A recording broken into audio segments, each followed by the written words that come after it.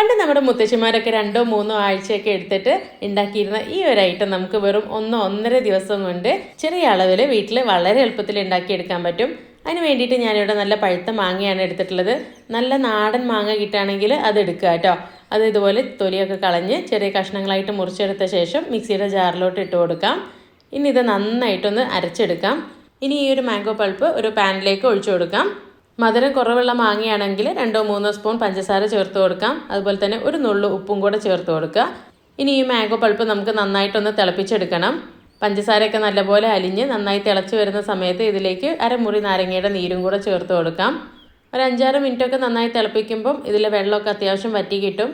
ഇനി പരന്നൊരു പാത്രത്തിൽ butter paper വിരിച്ചു കൊടുത്ത ശേഷം നമുക്ക് ഈ ഒരു മാംഗോ പൾപ്പ് അതിലോട്ട് ഒഴിച്ചു കൊടുക്കാം. ഇനി ഒരേ കനത്തിൽ ഇതൊന്ന് പരത്തിയെടുക്കാം. ഒത്തിരി കട്ടി കൂടി പോവേണ്ട, അതുപോലെ തന്നെ ഭയങ്കര തിന്നായിട്ടും പരത്തണ്ട കേട്ടോ. ചെറിയൊരു കനത്തിൽ വേണം നമ്മളിത് പരത്തിയെടുക്കാൻ വേണ്ടിയിട്ട്. ഇനി നല്ല വെയിലിൽ വെച്ച് നമുക്കിത് ഉണക്കിയെടുക്കാം. വെറും 1.5 ദിവസം കൊണ്ട് തന്നെ ഇത് നല്ല രീതിയിൽ ഉണങ്ങി കിട്ടിയിട്ടുണ്ട്. ഇനി ഇത് നമുക്ക് ഇഷ്ടമുള്ള രീതിയിൽ കഷ്ണങ്ങളാക്കി എടുക്കാം. അതിനുശേഷം നല്ല എയർ ടൈറ്റ് ആയിട്ടുള്ള ഒരു ജാറിലിട്ട് സൂക്ഷിച്ച് വെക്കാം. അപ്പോൾ നമ്മുടെ അടിപൊളി ടേസ്റ്റിലുള്ള മാങ്ങാത്തേര ഇവിടെ റെഡി ആയിട്ടുണ്ട്. നല്ല ടേസ്റ്റാണ് കേട്ടോ. ഇത് ഉണ്ടാക്കി ഉടനെ കഴിക്കുന്നതിനേക്കാളും കുറച്ച് ദിവസം കഴിഞ്ഞിട്ട് കഴിക്കുന്നതാണ് ഏറ്റവും നല്ലത്. അപ്പോൾ ഇതെന്തായാലും നിങ്ങളൊന്ന് ട്രൈ ചെയ്ത് നോക്കണേ. വീഡിയോ ഇഷ്ടപ്പെട്ടിട്ടുണ്ടെങ്കിൽ ഷെയർ ചെയ്യാൻ മറക്കല്ലേ. താങ്ക്